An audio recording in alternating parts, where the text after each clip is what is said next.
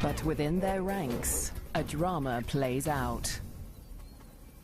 Two hyena cubs, born in rival territories, struggle to survive as their clans wage war.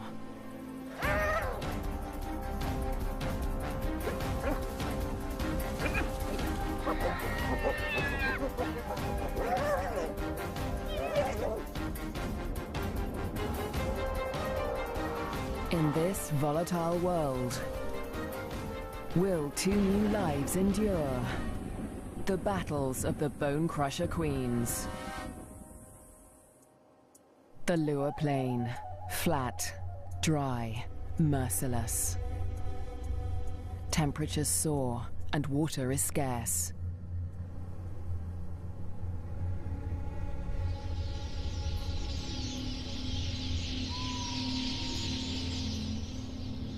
When the rains come, a wildebeest migration will flood into Lua Plain. But for now, only a few hardy adults stir the dust. Yet in this barren landscape, one of Africa's most underestimated predators has risen to greatness: the spotted hyena. Spotted hyenas are extraordinary survivors. Their powerful jaws crush through bone, and their cast-iron stomachs digest even rotting meat. Yet in many regions, these bone crushers hunt far more often than they scavenge. Female spotted hyenas are remarkable amongst mammals. They are larger, stronger, and fiercer than male hyenas. And they have the most male-like sexual organs of any female mammal.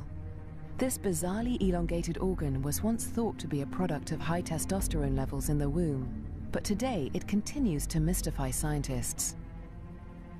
The female hyenas govern the clans, led by all-powerful matriarchs. Neighboring clans are sworn enemies, and territorial trespassers are often viciously attacked. This story begins in Zambia, in the Lua Plain National Park, where spotted hyenas reign as the top predators. In the heart of the park is a thriving hyena clan. The clan's leader, the matriarch, lures her youngest cub from a burrow. It's a tiny female named Nasanta, and today the little cub meets her clan for the first time. For 2 weeks, the newborn lay hidden in a burrow away from this main den. But now she is old enough to join the clan.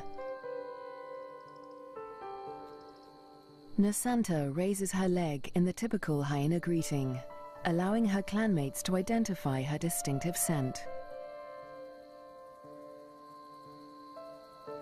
The clan will recognize her by this smell, and she in turn must learn to recognize theirs.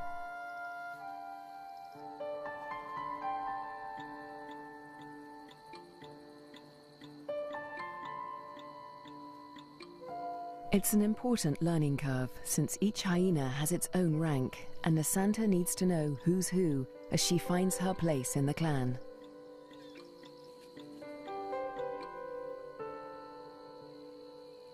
Fortunately, when it comes to rank, Nasanta has a head start.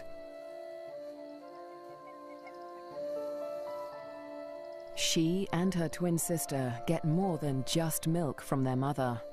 As cubs, they also inherit her superior status. As the matriarch, their mother ranks highest in the clan and enjoys the support and protection of all of the clan's dominant females. Nobody dares to confront her or her cubs. But not all hyenas live such charmed lives. 4 kilometers to the southwest is another clan, Nasanta's clan's greatest rival. This clan abounds with cubs. Most are the offspring of the high-ranking females, but one among them is different. His name is Twambo, and he is the son of a low-ranking female. Like Nasanta, Twambo inherits his mother's rank, but this time, it's not a blessing. Low-ranking hyenas are often bullied by the clan, and with his mother's rank, Twambo will be a target. His mother will care for him, but she won't dare to defend him from the more dominant females, or their cubs. Behind her lies Twambo's father. He's the alpha male, the top-ranking male in the clan. But all spotted hyena males are subordinate to the females. He ranks even lower than Twambo's mother. Twambo will get little support from his low-ranking parents. He'll have to face his clanmates alone.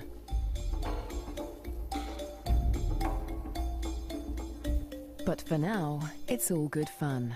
At only a few weeks old, the cubs are more concerned with play than rank.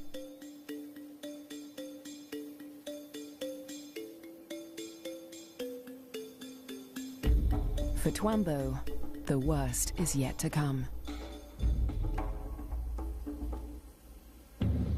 Twambo and Nasanta's home on the Lua Plain has a catastrophic history. For more than 100 years, the Lozi people have lived in the Lua Plain National Park amongst the wildlife, conserving and protecting it by order of the Lozi King. But a decade ago, around the turn of the 21st century, everything changed. A scourge of poachers invaded Lua Plain. Weapons streamed in from war-torn Angola, and a massacre was unleashed. Lions were targeted for their valuable skins, the herds for their meat.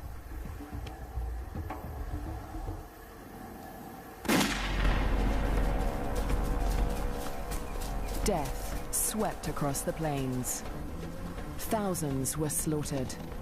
Lua's wildlife populations were devastated. By 2003, the hyena's gravest enemies, lions, were all but obliterated. Only one known lioness survived, probably the last of her species in the region. But the poachers spared the spotted hyena. With its blotchy coat, it made a poor trophy, and its meat was worthless as food. With the threat of lions eliminated, the spotted hyena came to dominate the Lua Plain. But life in Lua today still has its challenges. The last weeks of the dry season are excruciatingly hot.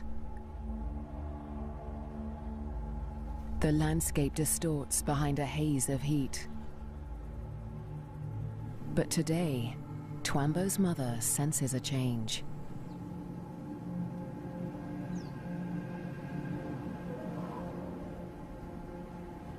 A wind has picked up, carrying with it the promise of relief.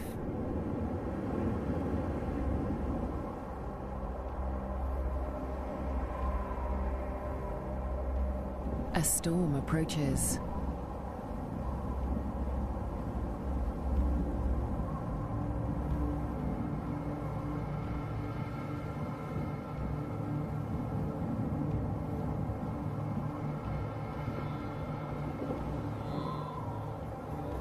The wildebeest bulls revel in the anticipation of rain.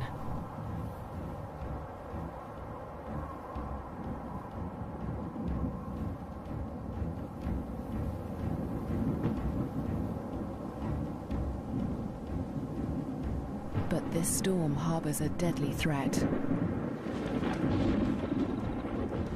Fire. Flames tear through the dry grassland at terrifying speed, heading straight for Twambo and Nasanta's dens. The cubs are too small to outrun the blaze. If the fire reaches the den, they could suffocate in the heat and smoke.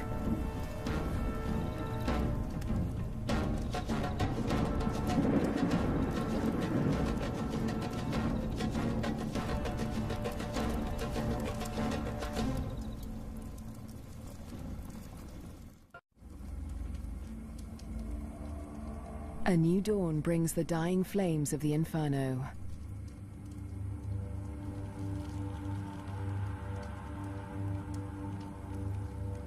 The blaze scorched the land around Nasanta's den before the wind turned it away. The cubs are safe, but they look out on a desolate landscape.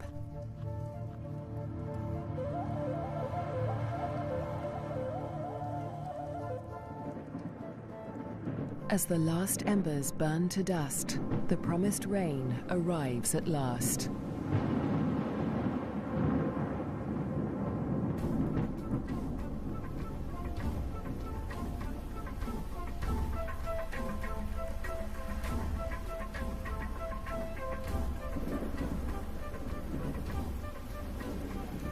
The cool downpour provides long-awaited relief from the heat and brings about a spectacular phenomenon on the plain.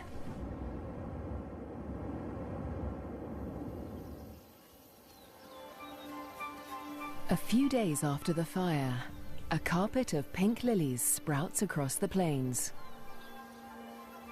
Triggered by chemicals in the smoke from the fire, the beautiful bloom lasts only a few weeks.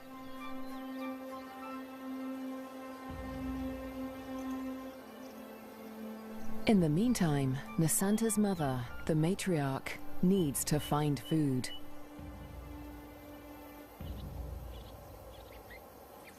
The matriarch heads north, where the first herds of the migration begin to gather, leaving young Nasanta untended at the den.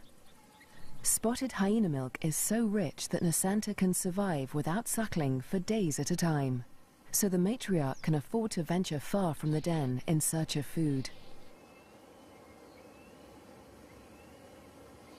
At last, she spots a telltale sign of a potential meal. Vultures.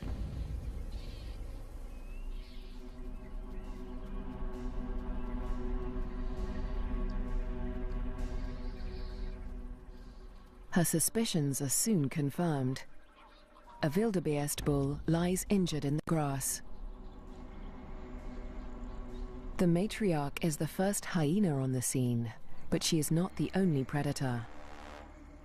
This bull is the victim of the last lioness in Lua Plain. The matriarch tries to move in on the bull, but she's unnerved by the lioness.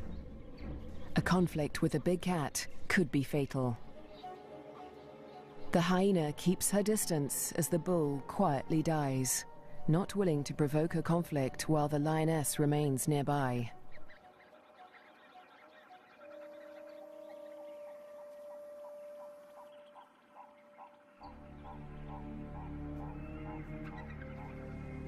The circling silhouettes of the vultures can be seen from far and wide, guiding the matriarch's clanmates to the kill. In the darkness, the hyenas feast at last.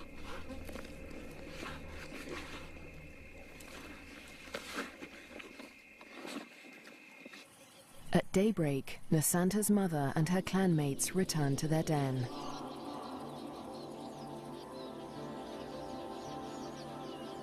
The matriarch rouses the cubs. Nasanta is larger now, and lighter fur marks her face and neck. The adults have returned with meat, a rare luxury for hyena cubs.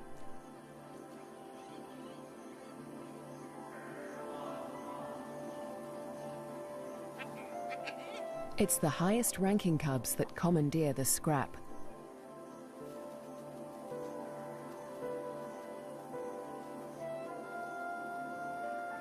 Nasanta is lost to the feast, but she fights for her share.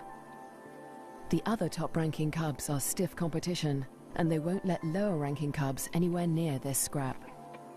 As an adult, Nasanta will have to contend with highly competitive clanmates at kills. She must learn to eat fast or lose out, since a clan can reduce a carcass to scraps in less than 20 minutes. She will still suckle her mother's rich milk for about a year, but this new taste for meat is the beginning of Nasanta's transformation into a deadly and efficient predator. The Lua Plain is undergoing an extraordinary metamorphosis. In the coming days, the rains fall in an almost continuous deluge, the beginning of an annual flood that will cover much of the plains in water. Dusty depressions become waterlogged marshes. And life floods into the plains.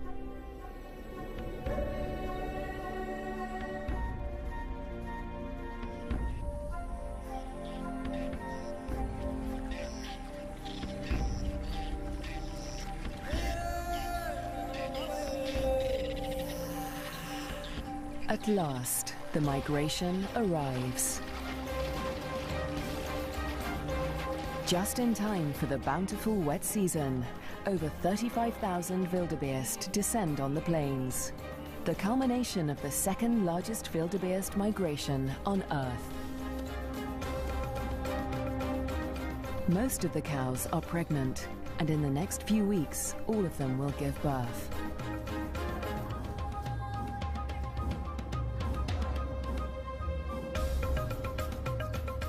The calves make easy prey, but the sheer number of them ensures that many will survive to adulthood. For the hyenas, the time of plenty has begun.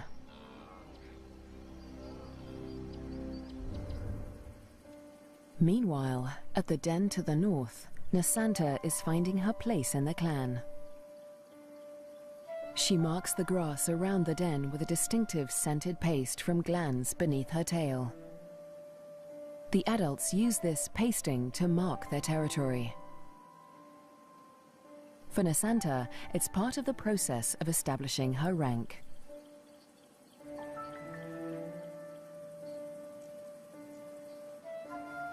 She is quickly learning to exert the status she inherited from her mother. This male flattens his ears behind his head as she approaches him, showing his submission to her. Nasanta lifts her leg in the typical hyena greeting, allowing him to recognize her distinctive scent.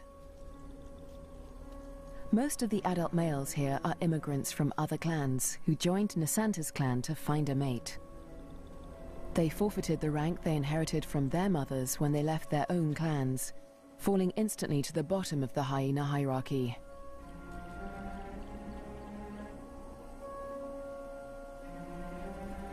Despite Nasanta's age and tiny size, this male and all the other adult immigrant males in her clan are subordinate to her.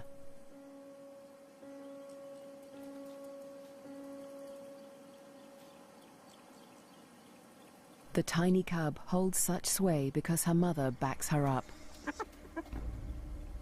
The matriarch often comes to Nasanta's defense, attacking low-ranking hyenas to reinforce her tiny cub status.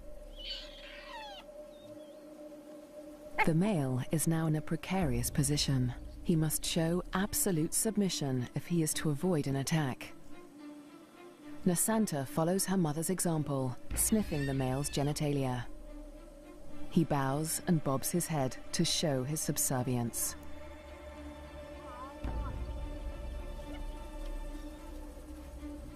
But the clan females are not convinced. They join the interrogation.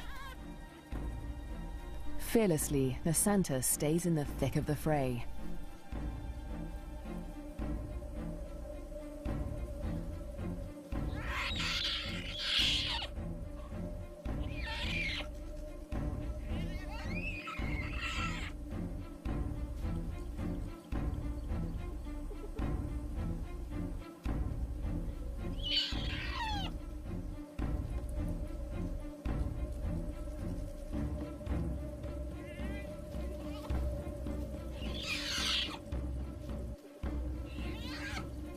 The other cubs are jumpy, but Nasanta seems fearless.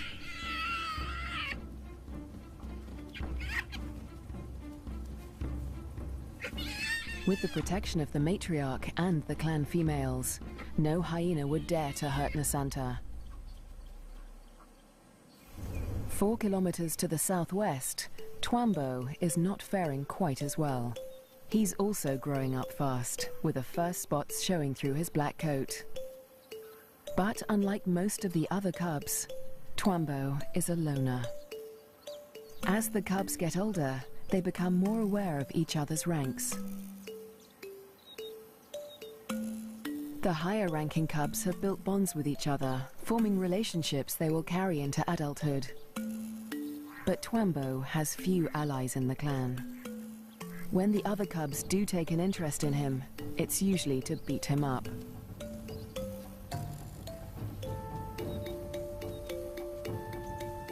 The older the cubs get, the more they pick on little Twambo. And unlike Nasanta, Twambo will get no help from his mother. He must fight his battles alone.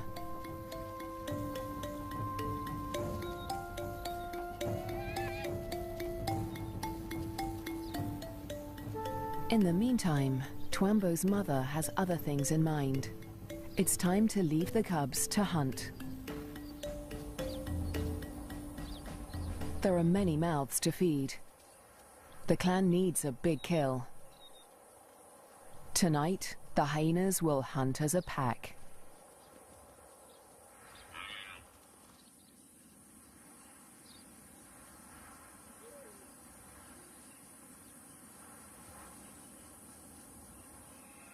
The search for prey takes Twambo's clan dangerously close to rival territory. They are right on the border of Nasanta's clan's hunting ground.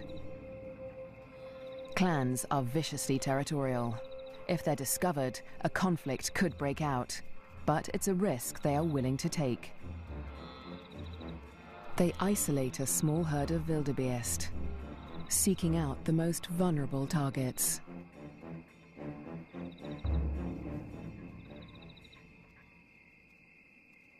The clan charges the herd.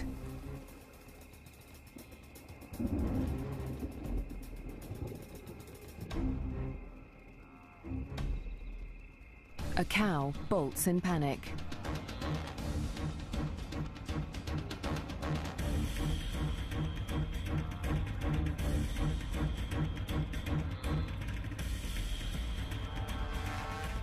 A calf is separated from the herd.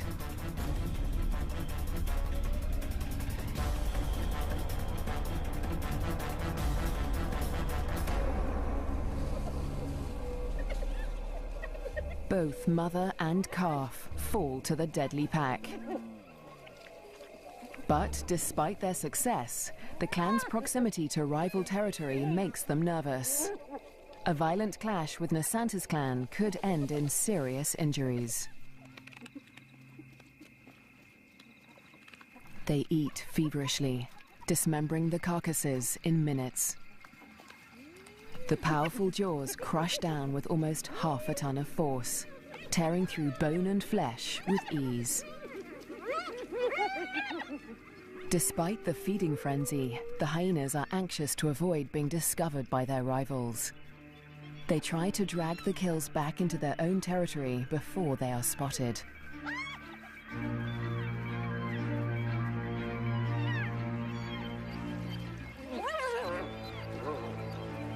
The move comes too late. A territorial patrol from Nasanta's clan has come to investigate.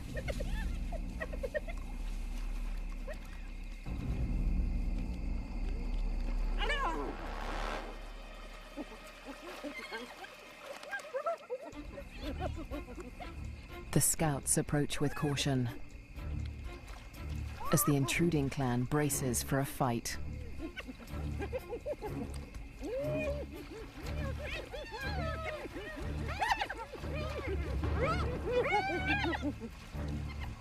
Tensions are high on both fronts.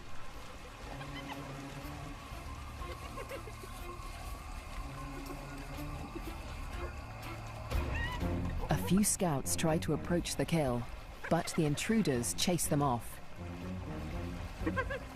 The scouts are grossly outnumbered.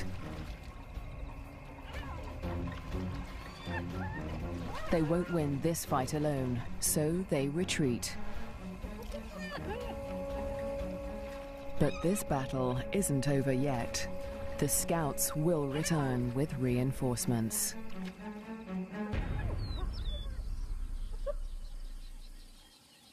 As dawn breaks, Twambo's clan continues its feast.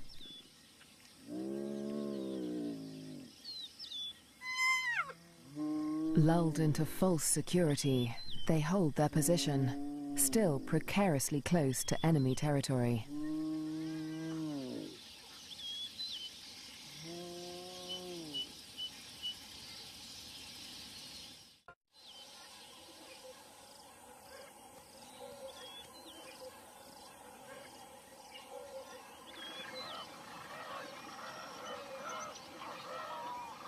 By mid-morning, the dregs of the kill are left to the lowest-ranking hyenas of Twambo's clan, who saw little of the lavish feast during the night. But they have overstayed their welcome. The scouts from Nasanta's clan have returned with reinforcements.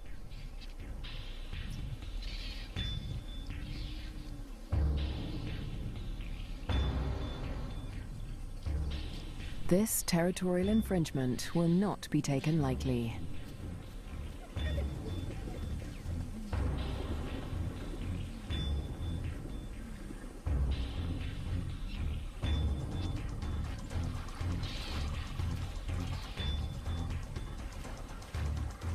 The intruders recognize the danger too late. The full force of Nasanta's clan is upon them.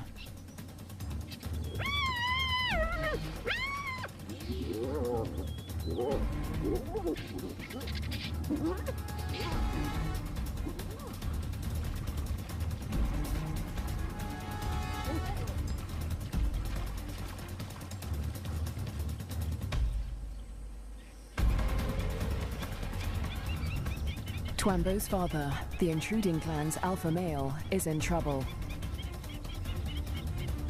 A large female from Nasanta's clan is close on his tail.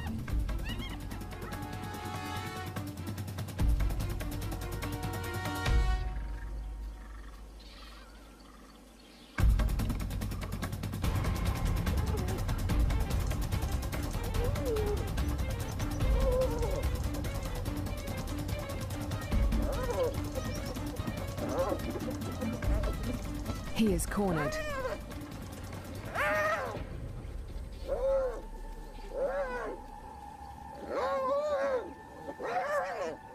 The fierce females show him no mercy.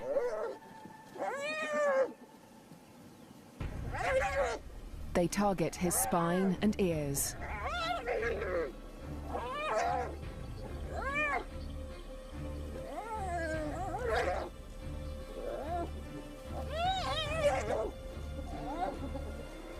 This is a fight for his life.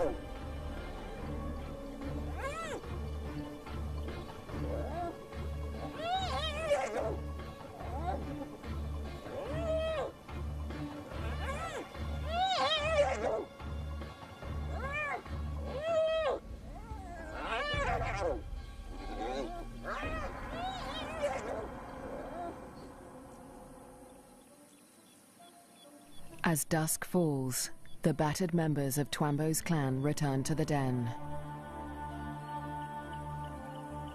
Many are wounded, but only one is missing: Twambo's father.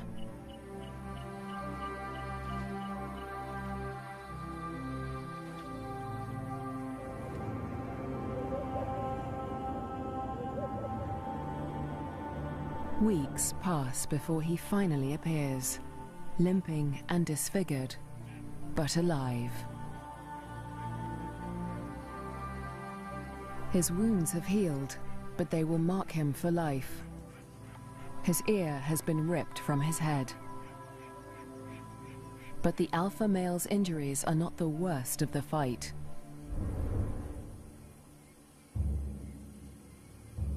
At Nasanta's den to the north, a male hyena's wounds reflect the true horror of the conflict.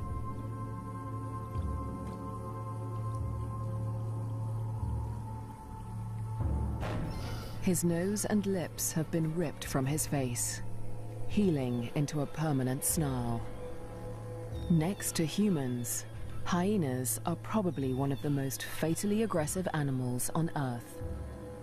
One day, Twambo will have to breach this deadly territorial rivalry when he leaves to find a mate in a new clan.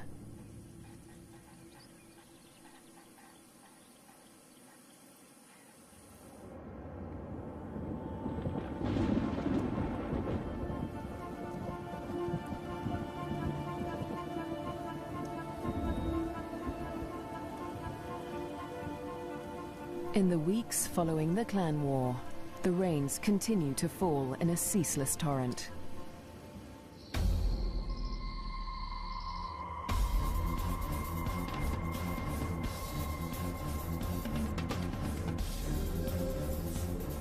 Rising waters swallow vast tracts of land.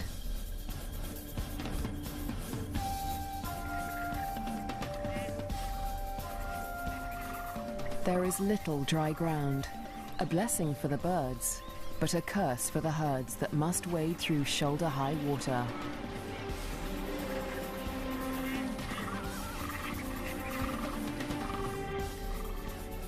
The flooding encroaches fast on Twambo's den. The adult hyenas seem to enjoy the quagmire, using it as a pantry in which to store scraps for future meals. But the cubs cannot swim as well as their parents. If the waters reach the den, they could drown. For now, the den is still dry, and Twambo and his clanmates are safe. Twambo is starting to look more like the adult hyenas.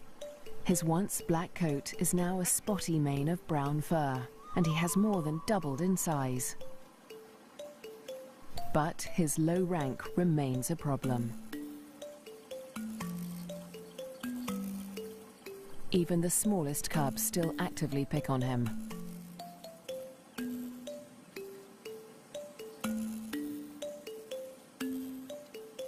Fortunately, he's also becoming more independent and can escape his belligerent clanmates as he explores ever further from the den.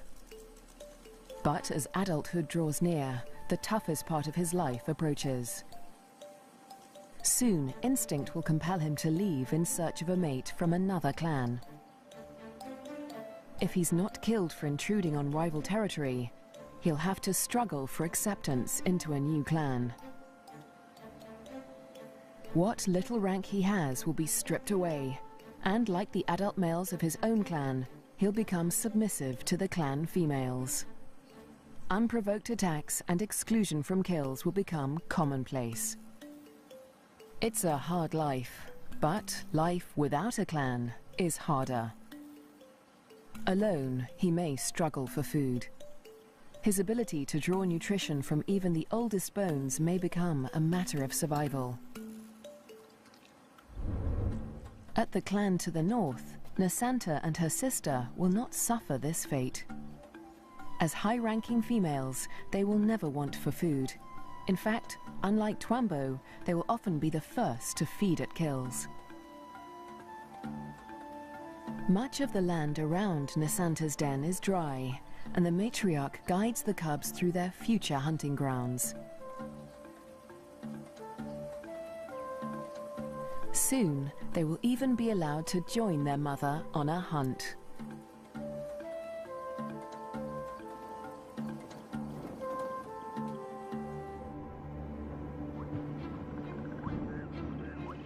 At nightfall, the rains begin anew. Catfish squirm through the flooded Lua Plain as the waters rise ever higher. If the flood reaches Twambo's den, it could change everything for his clan.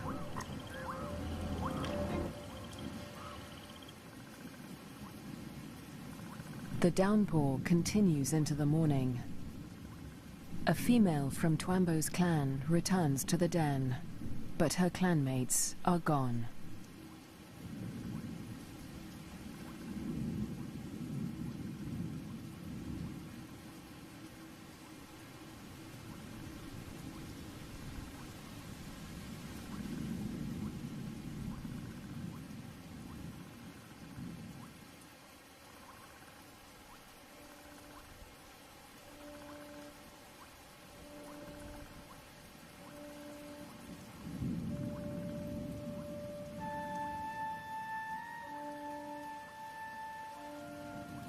The burrows lie empty.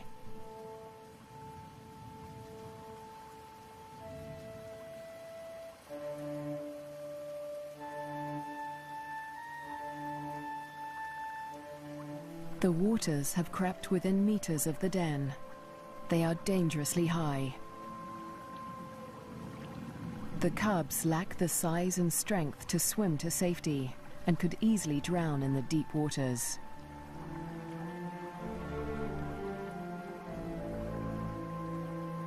Cut off from dry land, the den could become a death trap.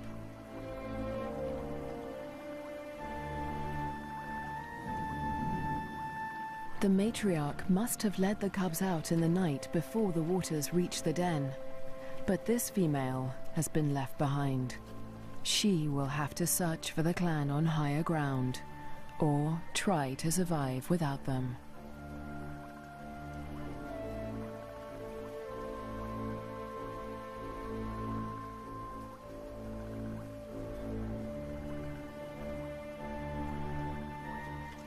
Was Twambo with the other cubs when they left? Or has he too been abandoned in the flood, left to search the territory for remnants of his clan?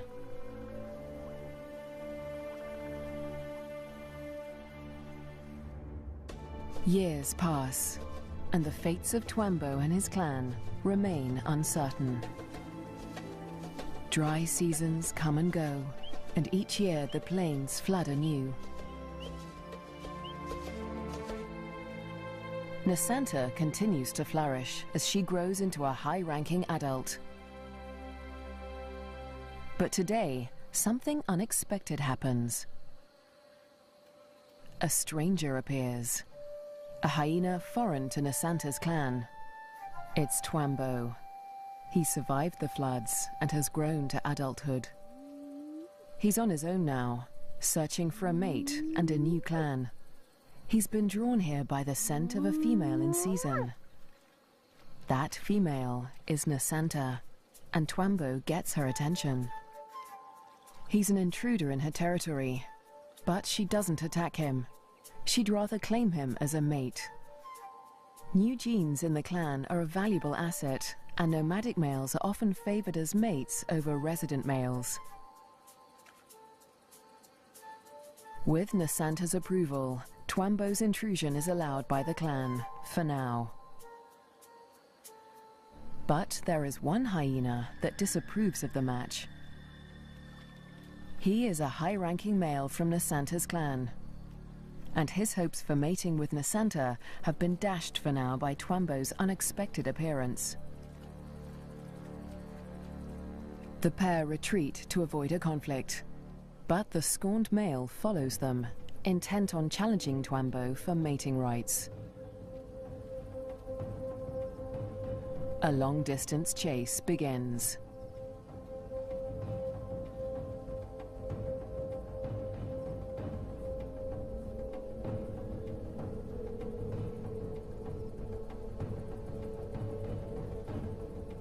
In the blistering midday heat, Twambo and Nasanta try to outrun their pursuer.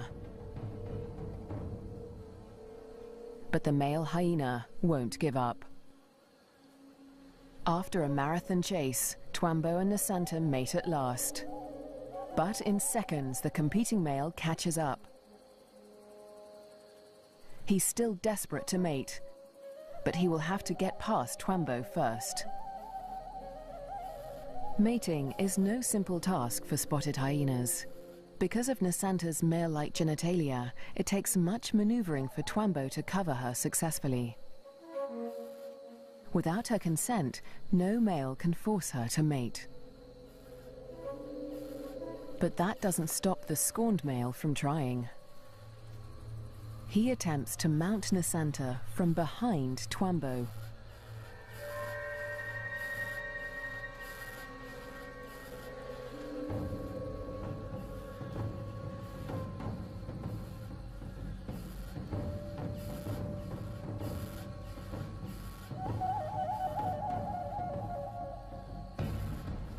At last, the male accepts defeat, leaving Twambo and Nasanta to complete their courtship in peace.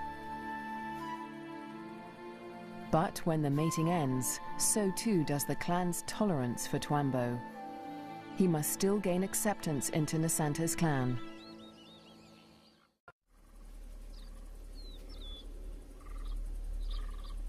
The next day, Twambo approaches Nasanta's den to attempt to gain acceptance.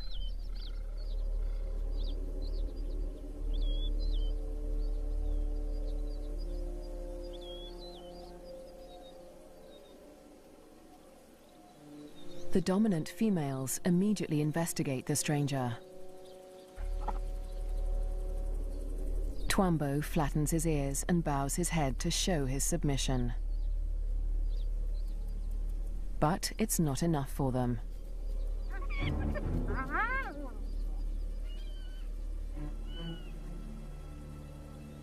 He's still a member of a rival clan, and they will attack him if he does not show complete submission.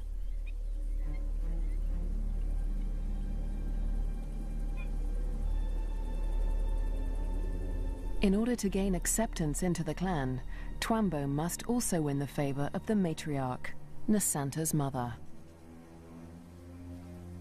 She is nursing a new litter of cubs, and she'll protect them at all costs, especially from strangers like Twambo.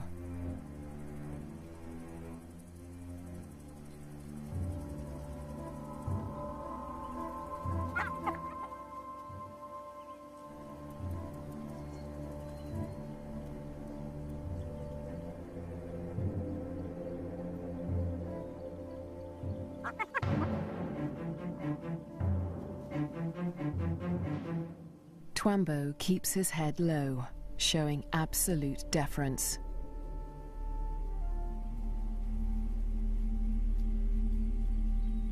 The tactic works. The matriarch relents.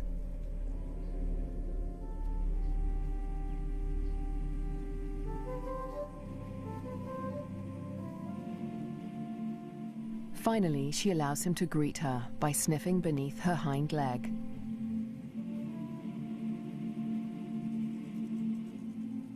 He does the same to her cubs, who will rank above him in this clan.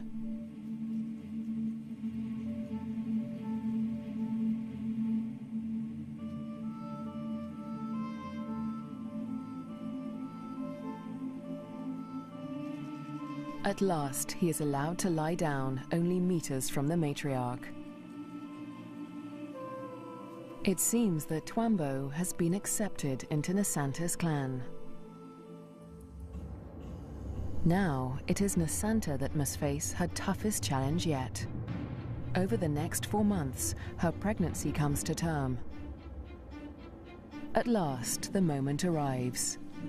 She sits at the entrance to a solitary burrow, where only days before, she survived an excruciating birth. Because of her unusual male-like genitalia, a female spotted hyena's first birth is always extraordinarily painful. Stillbirths are common, but Nasanta's one tiny female cub survived. Like her parents, Twambo and Nasanta, this cub will have to endure life on the lower plane. She'll be spared from a life of bullying like Twambo's because she'll inherit Nasanta's high rank. But she'll still have to survive desperate drought, torrential flooding, natural disasters, and vicious rivalries with other clans.